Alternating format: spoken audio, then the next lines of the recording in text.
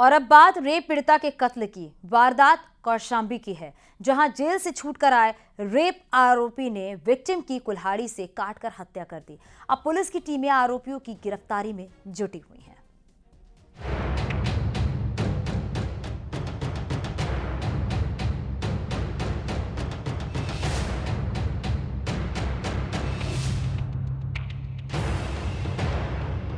Rape, jail, जमानत और कत्ल।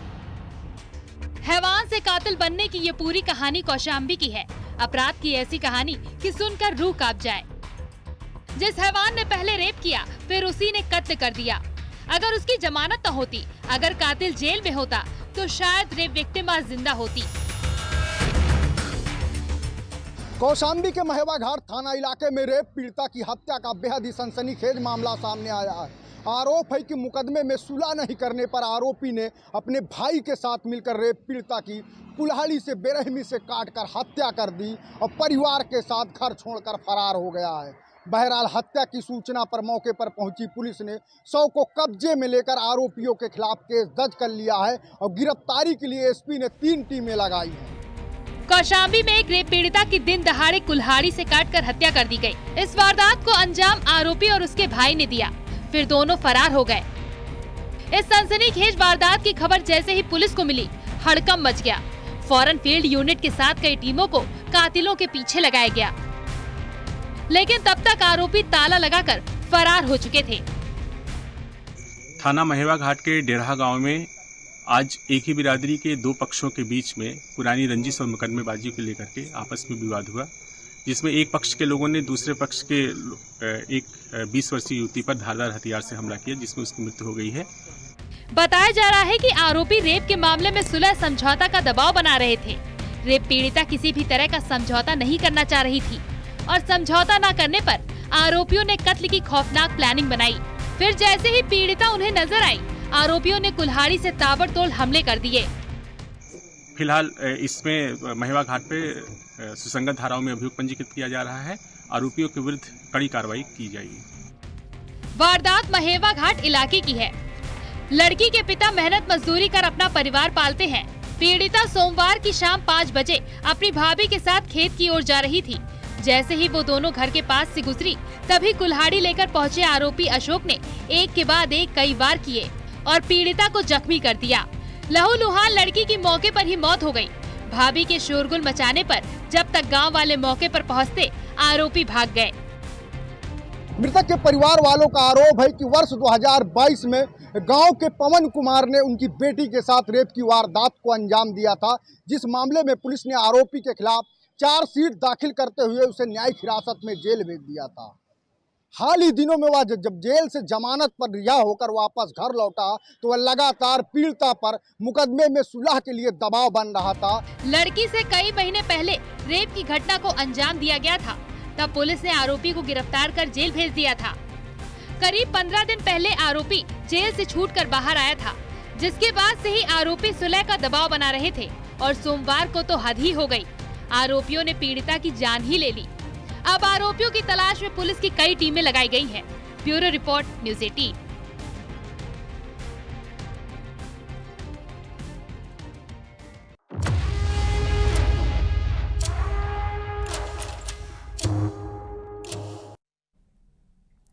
उमेशपाल हत्याकांड की वांटेड आरोपियों की तलाश में प्रयागराज पुलिस एक बार फिर एक्टिव हो गई है।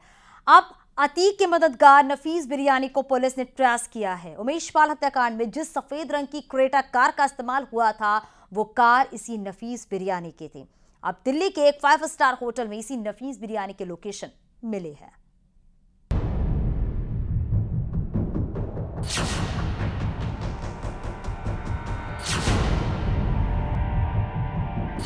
दिल्ली में मौज काट रहा था अतीक का मददगार। नफीस बिरयानी की 5 स्टार वाली पार्टी।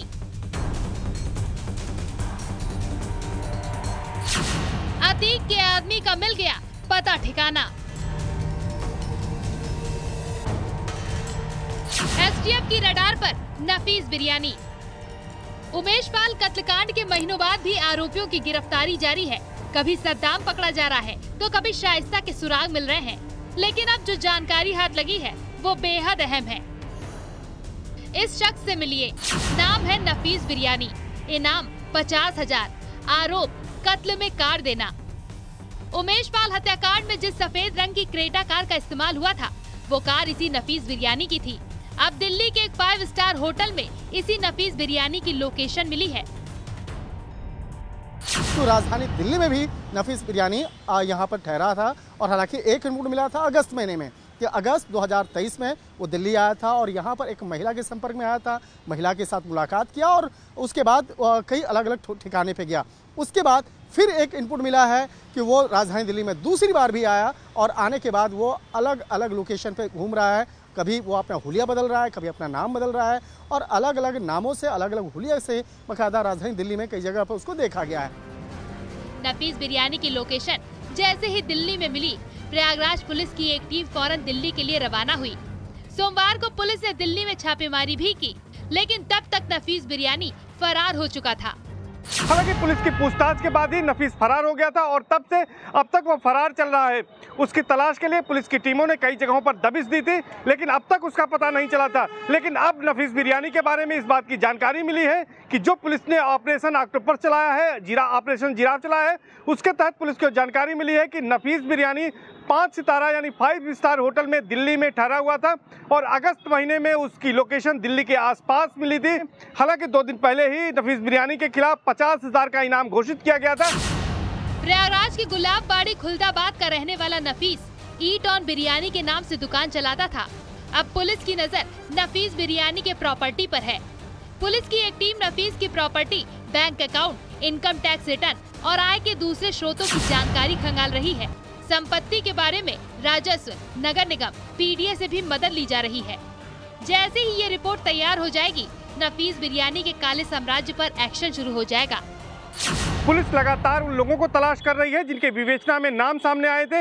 इसी में अशरफ और अतीक का करीबी नफीस बिरयानी का भी नाम सामने आया था। वो ईट ऑन बिरयानी चलाता था और इसके बाद पुलिस ने उससे पूछताछ की थी। दरअसल उमेश पाल शूटआउट केस में जिस क्रेटा कार का इस्तेमाल हुआ था वो नफीस बिरयानी की थी, लेकिन एक साजिश के तहत उसने हत्याकांड के पहले उस कार को किसी दूसरे के नाम पर ट्रांसफर कर दिया था।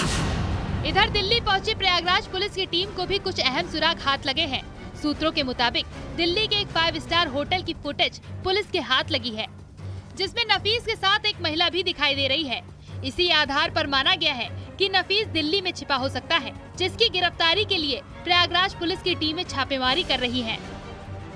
दिल्ली के बाद एक बार वो हैदराबाद भी गया था, तो हैदराबाद में किसके संपर्क में रहा, किस तरह से उसको हैदराबाद में वहाँ पर स्थान मिला था छुपने का। और राजधानी दिल्ली में जो एक महिला का नाम सामने आ रहा है, हालांकि पुलिस की जो टीम है उस महिला के बारे में भी ज़्यादा जानकारियों को साझा नहीं कर रही है, क्योंकि इस मामले में तफ्तीश का दायरा लगातार आगे बढ़ता जा रहा है।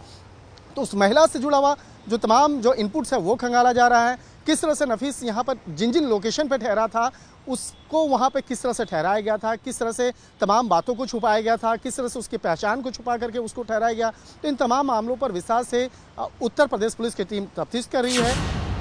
कहा तो ये भी जा रहा है कि पुलिस नफीस के रेस्टोरेंट में काम करने वाले कर्मचारियों का भी पूरा डेटा खंगाल रही है, क्योंकि कई साल पहले एमजी रोड पर मौजूद इस रेस्टोरेंट में जब आग लगी थी तो अतीक अपने गुर्गों के साथ पहुंचा था। हालांकि ईट ऑन बिरयानी के नाम वाला ये रेस्टोरेंट अब बंद हो चुका है और इसका मालिक नफीस बिरयानी उमेश पाल शूटआउट केस में वांटेड है। हालांकि नफीस के जल्द ही गिरफ्तार किए जाने के कयास लगाए जा रहे हैं। न्यूज़ 18 के लिए दिल्ली से शंकर आनंद और प्रयागराज से सर्वेश दुबे की रिपोर्ट। आगे भी खबरें जारी है, यहाँ रुकी छोटे से ब्रेक के लिए आप बने रहिए न्यूज़ 18 के साथ।